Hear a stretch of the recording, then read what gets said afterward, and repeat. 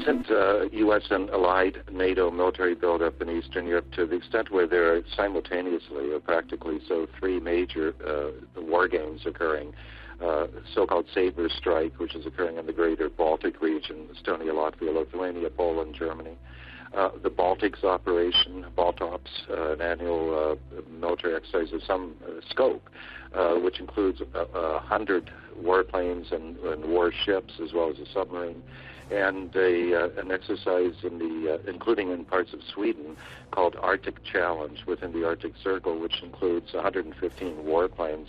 So what we're seeing is not only the permanent shift or deployment of U.S. and other NATO military hardware to basically the entire western periphery of Russia, that is Norway, the Baltic states, to a degree even Finland, Poland, then across in the Black Sea and Bulgaria and Romania. We're seeing a massive buildup by the U.S. and other NATO forces, clearly, incontrovertibly aimed at Russia. As a matter of fact, statements have emanated recently during the Saber Strike war games yesterday or the preceding day. A Polish defense or military official, I'm not sure which now, issued a pretty provocative statement saying the post-World War II period of peace is over. I don't know how else to construe that statement but to suggest we're now at war. That is, that Europe is at war again for the first time since the end of the Second World War. Other statements have been made by NATO officials that the current buildup in Eastern Europe is the largest since the end of the Cold War, and these statements reflect reality. This is, in fact, what's going on. The U.S. has managed, through the mechanism of the North Atlantic Treaty Organization, to establish permanent military installations, in many cases taking over air bases that could be used for strategic strikes against Russia. Two in Poland, one in Lithuania, one in Estonia, and elsewhere.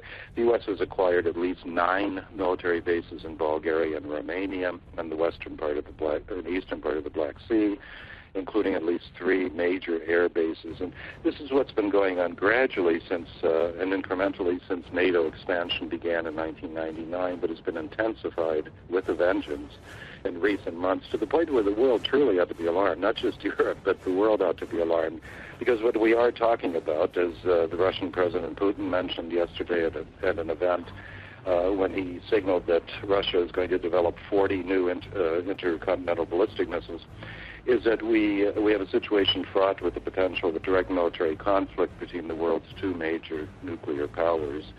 A story you've acquainted me with is that the U.S. is now trying to build up defenses against potential cruise missile attacks from Russia and perhaps other countries, so that we now see the kind of talk we haven't heard since the most dangerous period of the Cold War, even with missile threats and nuclear missile threats between the world's 2 major nuclear powers. And this is all entirely attributable, in my opinion, and because I believe that Ukraine is simply the pretense and not the genuine cause. It is all attributable to the fact that the U.S. has, in the post-Cold War period, used, expanded, ultimately on a global scale, the North Atlantic Treaty Organization as the first instance in history of a global military alliance, one that we have to recall not only has expanded from 16 to 28 members in the post-Cold War period, but which now takes in as many as 50 military partners, so that we're talking collectively almost half the nations in the world are either full members of NATO or partners in various capacities. So that the threat posed by the post-Cold War revival and expansion of NATO cannot be overestimated. It has the potential, quite literally, to lead our planet and its people towards the worst catastrophe in history, which would be a nuclear war. Joining us now from Montreal via Skype is Michel Chossudovsky. He's with the Center for Research on Globalization. Many thanks for joining us here on Press TV, sir. Now, do you think it's in the NATO Secretary General's place to warn Russia against the situation in eastern Ukraine? Well, I think NATO has the ability of turning realities upside down, because recent reports confirm that it is not Russia which is supporting the rebels, but NATO and the United States are supporting Ukraine, not only with so-called non-lethal weapons, but also with military advisors, training, and so on, and that in fact they are now providing core support not only to the armed forces, but also to the neo-Nazi, National Guard.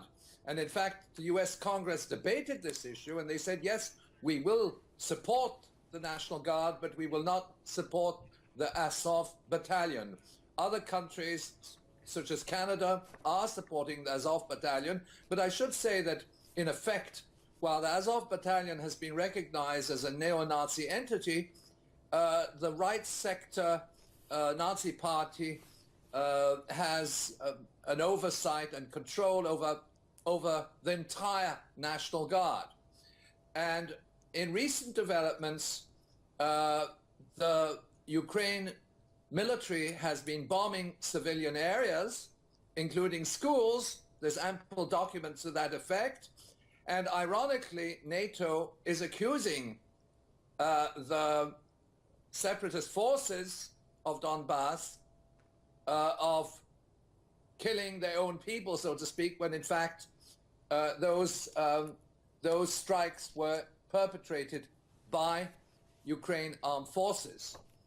Right. So, Dr. Chizadovsky, basically you're saying that the U.S. and NATO have set the grounds to ensure that this grace period that there is of relative calm in eastern Ukraine is used to basically once again increase hostilities and ensure that there is no separatist movement left within eastern Ukraine. However, my question to you is, what does NATO get out of it? Well, I think we have to look at the broader military agenda, because NATO, and when we say NATO, we are saying the United States. The United States and NATO are involved in war games on Russia's doorstep. They have several initiatives. They're moving military hardware to Eastern Europe. And this serves as an act of provocation directed against the Russian Federation. And they accuse Russia without evidence of supporting the rebels, when in fact they have their own troops right on Russia's doorstep supporting the Ukrainian government, which is an illegitimate government. And I think there's another element which has not been understood or even reported in the media, is that the president of Ukraine, President Poroshenko, has made the statement, and it's with the Ukraine Constitutional Court, that the coup directed against his predecessor Yanukovych was an illegal act and not a democratic transition. So that within Ukraine there is a leadership, there's division within the leadership. The country is in an extreme crisis following the imposition of the IMF deadly macroeconomic reforms and impoverishment of large sectors of the population. And within the armed forces, there are also divisions, and there's also a movement at the grassroots to refuse to fight. In other words, not to join the armed forces, not to be involved in the civil war in eastern Ukraine. Right, so if Russia is the big enemy here, what do you make of that, though? Is Russia a threat to the West militarily or strategically speaking? I think that Moscow is not a threat. Neither is Beijing.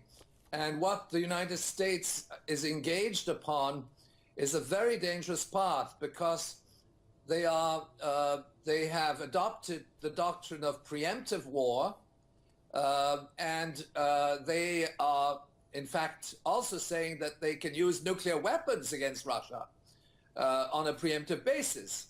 Now, that type of discourse is extremely dangerous, because it could, in fact, ignite a World War III scenario.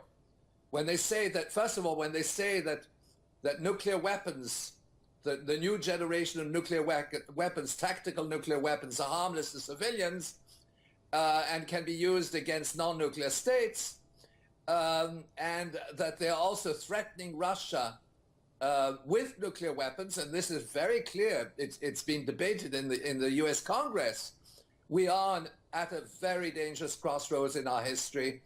The unthinkable, a possible World War III scenario. And this is no longer at the level of hypothesis. It has been envisaged by decision makers in the Pentagon, and it could unleash World War III.